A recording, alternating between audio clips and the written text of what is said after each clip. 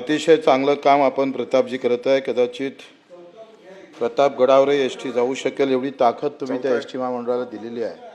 मला एक सांगा का मंत्री महोदयांनी ऍड केला, सभापती महोदय, सदस्यांची परवानगी प्रत्येक तालुक्यात एसटी डेपो आहे आणि तिथं दिव्यांगाला आपण जर काही गाळे देता आले आणि दिव्यांगाला त्या माध्यमातून रोजगार जर देता आला तर मंत्री महोदय एक चांगला रोजगार दिव्यांगाला प्राप्त होऊ शकतं। प्रत्येक डेपोवर 2-2, 3-3 गाळे जर आमच्या दिव्यांगासाठी राखीव ठेवावे जेणेकरून त्यांचा रोजगार तिथं भेटन, त्यांना अधिक काय सुविधा देता येईल।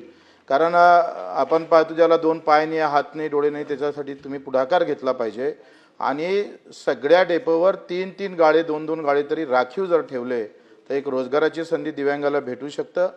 दुसरा, मेळघाट आणि जो आम्ही पाहतोय घाट एरिया आहे किंवा डोंगर एरिया आहे, तिथं ह्या मोठ्या एसट्या जात नाही।